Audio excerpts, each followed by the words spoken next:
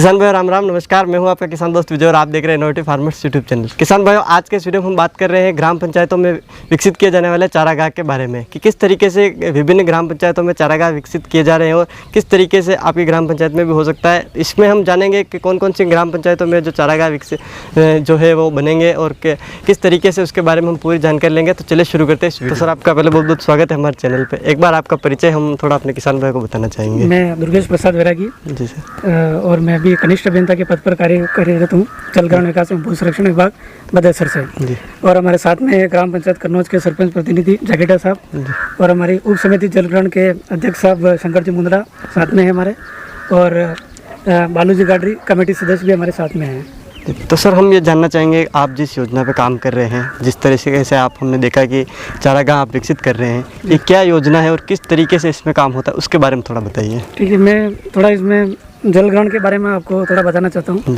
जैसे आप ये पीछे एक तलई देख रहे हो जी, तो इस तलई में जिस भी एरिया का पानी आता है वो अपना एरिया जल ग्रहण एरिया है जी। जल ग्रहण एरिया में क्या आता है कि कृषि भूमि भी आती है, अकृषि भूमि आती है और नाले भी आते हैं।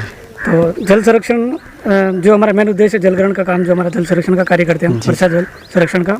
तो नालों में हम एनीकट बनाते हैं जल संरक्षण के लिए, कृषि भूमि में हम मेड़बंदी बनाते हैं ताकि खेत का पानी खेत में रुक सके, और अकृषि भूमि में हम जैसे तलायाँ बनाते हैं और ट्रेंचे बनाते हैं जिससे कि वहाँ पर नमी संरक्षण का कार्य हो सके।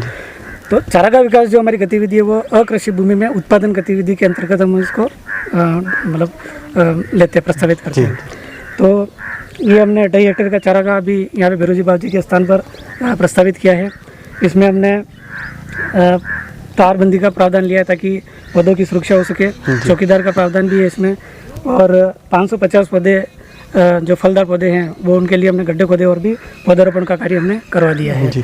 इसके बाद हम यहाँ पे पाइपलाइन भी लगाएंगे ताकि पौधों को पानी भविष्य में पानी पिलाएंगे। अभी तो बारिश की सीज़न है तो अभी तो मतलब पानी की पूर्ति हो रही है, और ट्यूबवेल सोलर का प्रावधान भी है, सोलर पंप सिस्टम, उससे अपन पौधों के लिए पानी की सिंचाई कराएंगे। तो सर किस आधार पे मतलब ये योजना है वो ये हमारे वाटरशेड की एक IWMP स्कीम है, इंटीग्रेटेड वाटरशेड मैनेजमेंट प्रोग्राम, जो कि राज्य सरकार और केंद्र सरकार की संयुक्त योजना है। उसके अंतर्गत अपन ये काम लेते हैं। और बदेसर पंचायत समिति में IWMP 22 जो योजना है उसमें 4 पंचायतें आ रही है हमारे, कन्नौज, सुखवाड़ा, नारगढ़ और दिगजी खेड़ा। पूरा एक 3000 हेक्टेयर का एरिया है जिसको अपन वाटरशेड कह रहे हैं। इसी में हम एनीकट के कार्य, तलैयों के कार्य और चारागाह विकास के कार्य अपन करवाते हैं। तो सर जैसे आप यहाँ काफ़ी अच्छा काम कर रहे हैं, तो हम आपसे जानना चाहेंगे कि सर कि जैसे आपने यहाँ जो 540 पौधे जो लगाए हैं उसमें कौन कौन से पौधे हैं लगे हुए हैं, उनके बारे में थोड़ा बताइए।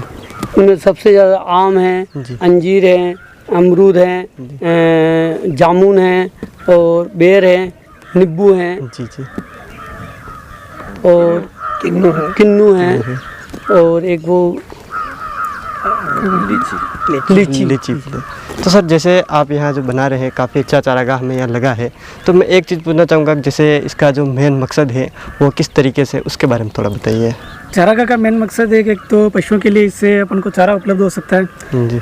फिर अपन ने क्या है कि फलदार पौधे लगाए हैं तो भविष्य में अपन को इससे फल प्राप्त हो गया तो बाजार में बेचेंगे तो इससे अपन क्या है कि एक पंचायत को आय मिल सकेगी। ठीक है, मतलब ये काफ़ी अच्छा है कि मतलब ग्राम पंचायत को मतलब बजट के अलावा, कहने का मतलब है कि अकृषि भूमि में कुछ फायदा नहीं होता है, लेकिन अपन इसके जरिए आय ले सकते हैं। तो सर जो किसान हमारे जो वीडियो देख रहे हैं जिनके पास जैसे जिस ज़मीन पे कृषि नहीं होती है, जिसे भूमि काफ़ी किसानों के पास पड़ी है, तो आप उन्हें क्या संदेश देना चाहेंगे?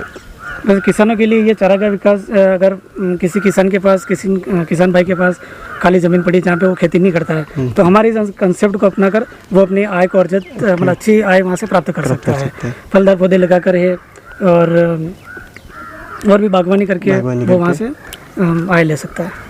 अभी इसमें फूल वगैरह वो भी छायादार पौधे वगैरह वो भी लगाएंगे जी जी, ताकि क्या कि धार्मिक स्थान भी है यहाँ पे, तो भैया फूल वगैरह चढ़ाने के लिए देवी देवताओं के, बाहर भी कोई भी ले जाए तो भी फूल के भी इनकम कर सकते हैं। अगर ज़्यादा गुलाब वगैरह करे तो भी बगीचा बागवानी भी कर सकते हैं इसमें।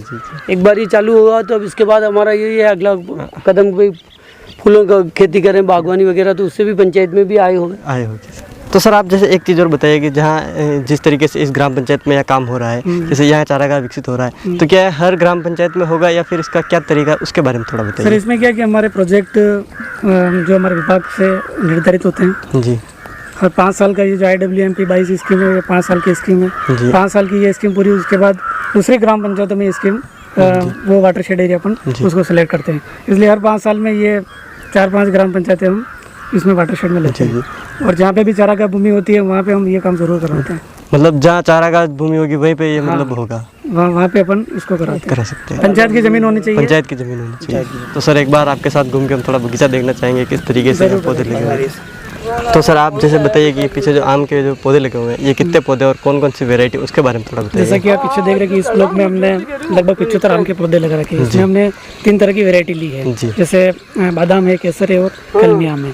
और हर पौधे की हाइट 4 फीट इसकी हाइट है पौधों की, और सारे ग्राफ्टेड पौधे हैं।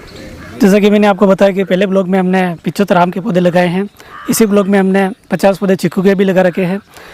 पीछे आप देख रहे हैं कि हमने 2 ब्लॉक और बना रखे हैं। इस ब्लॉक में हमने 50 पौधे अमरूद के लगा रखे हैं, 50 पौधे अनार के, फिर हमने लीची के पौधे लगा रखे हैं। उस आगे वाले ब्लॉक में हमने किन्नू के पौधे हैं और अंजीर के पौधे हैं और लीची के पौधे भी है उसमें। और इधर हमने जो बेर 50 पौधे इसमें हमने बेर के लगा रखे हैं। अब मैं इसमें आपको बताना चाहूँगा कि सबसे पहले हमने इसको पौधारोपण से पहले क्या क्या तैयारी की थी।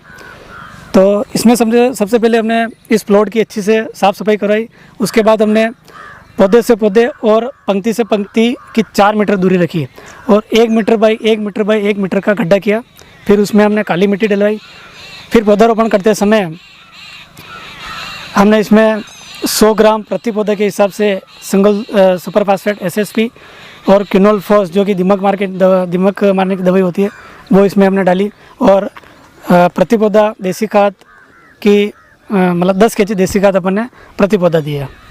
ये जो हमने जो दूरी रखी है 4 मीटर की, जो पंक्ति से पंक्ति की दूरी रखी है, उसमें अपन क्या करेंगे कि टिलर से अकाई करने के बाद इसमें अपन घास बीज उगाएंगे, जैसे कि अपन को घास भी यहाँ से मिलती रहे। और पीछे आप देख रहे हैं जैसे अभी मजदूर काम कर रहे हैं, खरपतवार पौधों के साथ जो खरपतवार उगे उनकी साफ़ सफाई हो रही है, निराई गुड़ाई का काम चल रहा है। और अभी कुछ गड्ढों में थोड़ी मिट्टी डालने का काम रह गया, वो भी अपन इसको कर रहे हैं। अंत में मैं किसान भाइयों से ये कहना चाहता हूँ कि हमारे जलग्रहण के इस चारागाह विकास की जो गतिविधि है, इस कंसेप्ट के आधार पर अगर किसी किसान भाई के पास अकृषि भूमि पड़ी है जहाँ पे वो खेती नहीं करता है, तो उसको इस मतलब मॉडल के माध्यम से वो वहाँ से एक अच्छी आय ले सकता है। फलदार पौधे उगा कर है या फिर वहाँ से चारा बेचकर भी वो अच्छी आय प्राप्त कर सकता है।